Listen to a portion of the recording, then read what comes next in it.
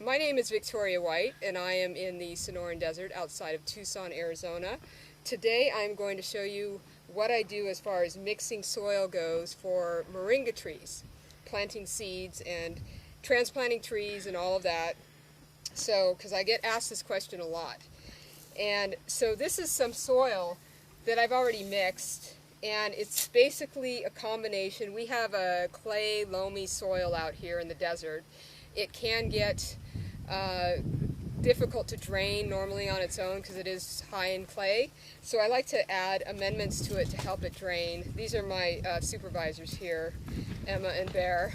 So anyway, this soil has some sand in it that we get from a local wash just down the street, and we also put some organic matter in it because clay is good as far as providing minerals and all, but you need drainage and to unlock those minerals. So I'm going to show you how I mix it. If you're doing smaller amounts, you wouldn't necessarily need to do it the way I do. I use the cement mixer so that it can mix really well.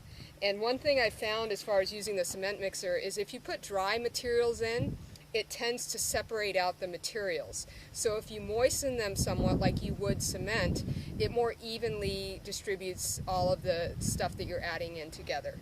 So I'm going to start out by adding in, this is powdered micronized azomite.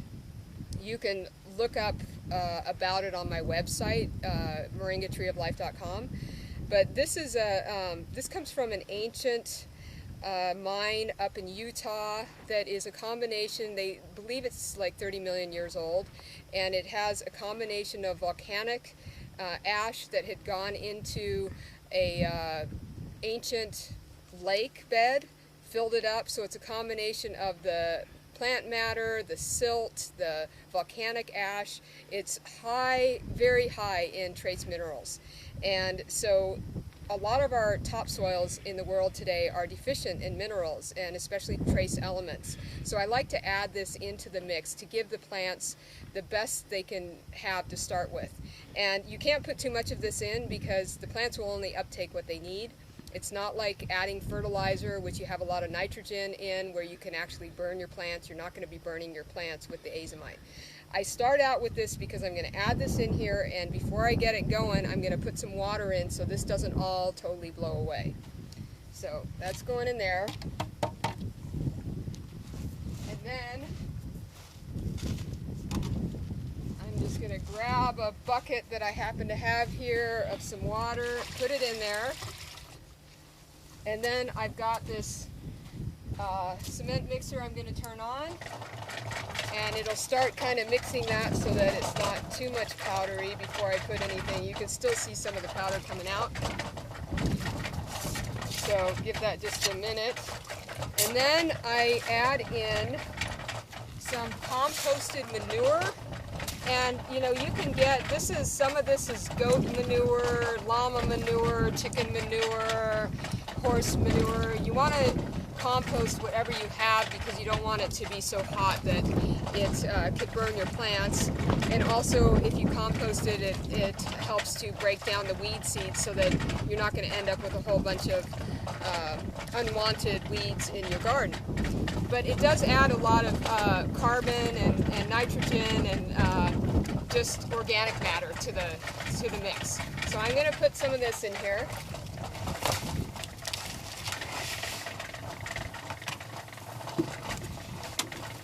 So then the next ingredient we'll put in is, I have this Arbical Organics compost. And they are an insectary, and they grow beneficial insects for keeping fly populations down and ladybugs and all that kind of stuff. And this is the byproduct of what they use for that process. They also use effective microorganisms in that, if you're familiar with that. I have information on both of these on the website if you want to look in more detail. But this again adds some carbon, some nitrogen, some plant, some organic matter, and also a lot of beneficial bacteria. So you can see we're doing parts. This is one part of the compost, one part of the manure, and then I've got some of our native soil and I've got some sand. So I'm going to actually put a little more water in here because it's starting to dry out again. No, but it'll be fine. I think I've got another one here. Can't really put too much water in. So then we've got our native soil here, and I do like to add native soil. I'm really big on trying to keep as much microbial balance as you can get in the native environment. And I know when you buy a lot of these potting soils from the store, they can be sterile basically. So I like to have a lot of the native stuff that's around. So this is our soil here. I've got it in this bucket. Just let it roll around. You're going to start seeing some of the dirt come out of here because it's going to be filled up a little much, but I can still mix it a little bit when it falls on the ground. And then here is some sand from a nearby wash to help give a little more drainage.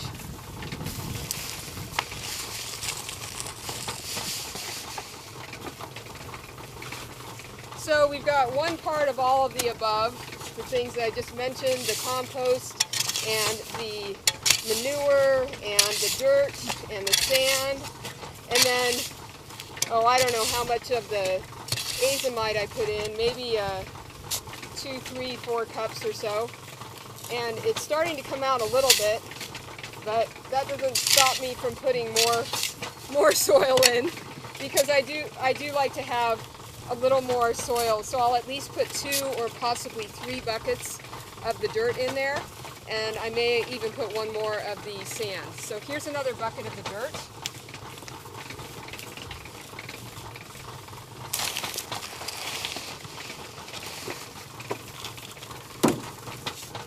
That may be enough for now. Okay, and so the last ingredient that we need to put in is some of this peat moss, which also adds some aeration and some organic matter into the soil. And so I'm just going to mix it all in with the rest of this.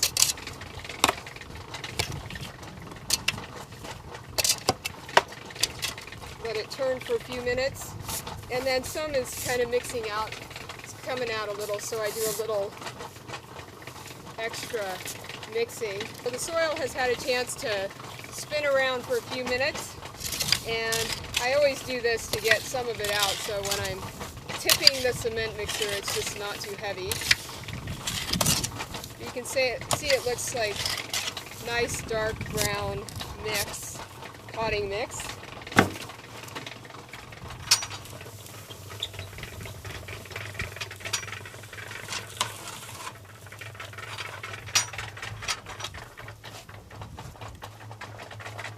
So this is basically what we end up with. It's just to recap again, I put 1 bucket of the compost, Arbico Organics, 1 bucket, this is 5 gallons, 1 5-gallon bucket of the manure. I put 2 buckets of our native soil in, 1 bucket of the sand, and 1 bucket of the peat moss. And then I add some of the azomite in with it. And I get a pretty decent mix that does have the native soil as well as a lot of organic matter, and there's a lot of microbes in there, beneficial bacteria. We also do use EM on top of all of this too when we're watering and whatnot. So now I'm going to show you how I plant my moringa seeds, how I actually start them. And I've got my seeds over here. So what I like to do, I start them in a 1-gallon pot, and this just works for me. You might be able to modify it according to your situation. If you're only doing a few starts, you can just put 1 seed in each pot if you want. But I like to start multiple seeds in a pot. And one of the things with moringa is you do not want the roots to get disturbed as much as possible when you're transplanting, because they are quite sensitive, and they're kind of like mung beans. They snap really easily. They're not your typical kind of like hairy long roots that can be moved around easily. So I do like to treat them with caution, and doing it this way I am able to, when I go to transplant this, I have in here a couple toilet paper rolls and some paper towel rolls that I got from a friend of mine who collects them at her office, has the cleaning people collect them. So I just have these in here, and they will biodegrade, so when you go to transplant you don't have to worry about removing them or anything. You can just take these seedlings out and then put them in another container. So I will fill this up.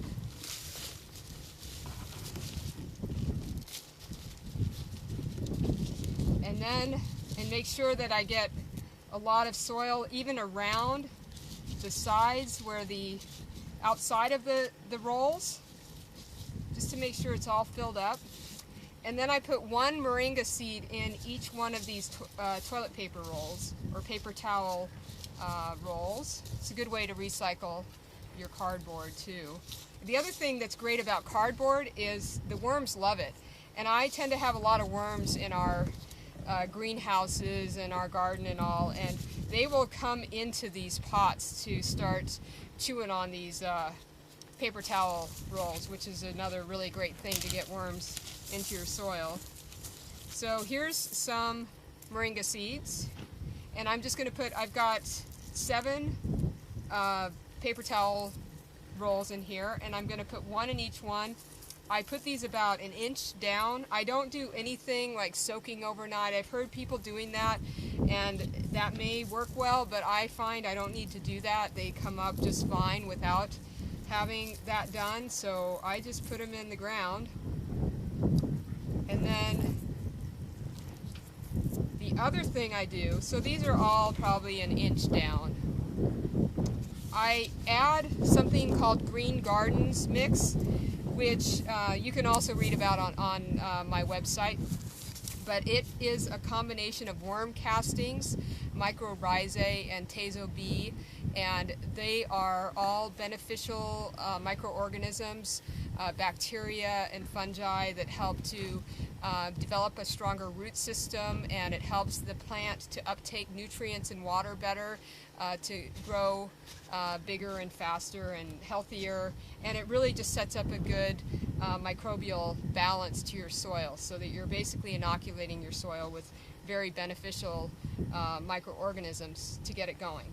So typically, if you're going to be planting something out, you could use a tablespoon into each hole, but I'm just planting the seeds right now, so I'm just going to use about this is even a lot, a teaspoon. I would put maybe half a teaspoon of this in each one of these, and then when I go to transplant them out, we'll do that segment. You'll see I'll put a little bit more in there. So I put them in here so that when the seed starts growing, you want to make sure this gets in contact with the roots, and it will travel along the roots. So I put it in right with the seeds, so when the roots start, they're going to naturally make contact with this great inoculant. And then I just fill up the holes with some dirt here, and I normally mark what's in here so I know, and water it really well, and then I put it in the greenhouse. One thing to make sure is if you are planting some seeds and you're starting them in the house, you want to make sure that you have something well drained underneath the pot. So these plants are very susceptible to root rot, and you don't want that to happen.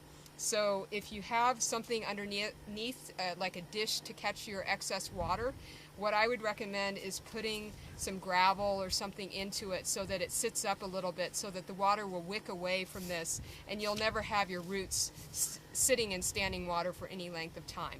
So otherwise, if it's just sitting outside, obviously whatever's left over is going to go out the bottom of the bucket, and you'll be fine, the bottom of your pot. So that's all there is to actually planting this. The next step we'll do is, when these start coming up, how I transplant. Okay, so now what we're going to do is transplant some seedlings, and these were planted on February 23rd, and today is March 13th, so that tells you how fast they grew from the time they were planted as a seed till today.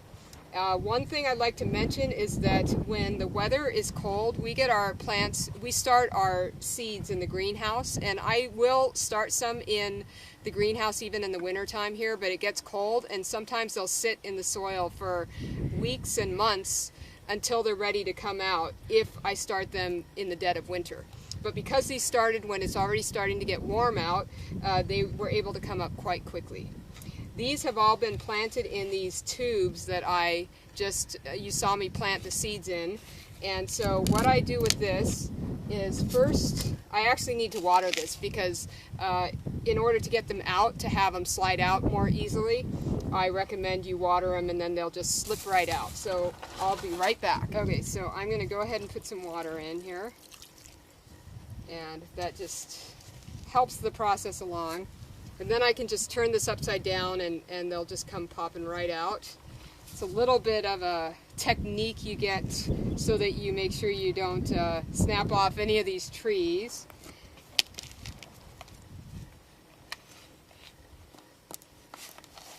See how they come right out?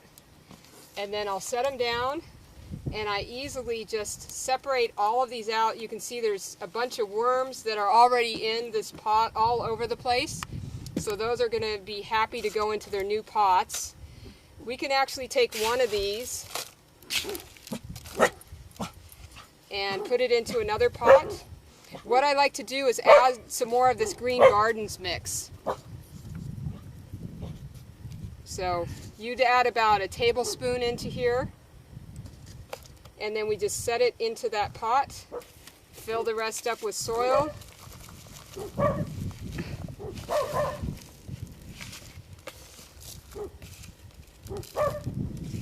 And you can see that we really didn't disturb the roots or anything in doing that. So on the bottom here of this, you see there's just a little tiny little bit of a root coming out, but that's fine, we haven't disturbed it at all, and we'll be able to very gently put that into the other pot. And then the rest of this just stays as it is. So this is a way to transplant without causing any kind of trauma to the trees whatsoever. So I have to be a little more careful in transplanting this one so I don't break off that root, but that is what the taproot looks like of this tree. And you can see how much longer that is than the size of the tree at the moment. So what I'm going to show you also is a larger tree and what the root looks like, just so that you have an idea what the root of a moringa tree looks like. Okay, so this is a moringa tree that has died back for the winter a little bit, and it has also gone dormant. So it lost all of its branches, all of its leaves. If you look really closely, you can see it starting to leaf out again at all these little nodes here, and then on the top part you'll see leafing out. Just for demonstration purposes, I took this one out of the pot. I put it in a bucket of water and all of the dirt around it, the soil just kind of came off. And so this is what a moringa root looks like. It has one primary large taproot, and then it has some lateral roots.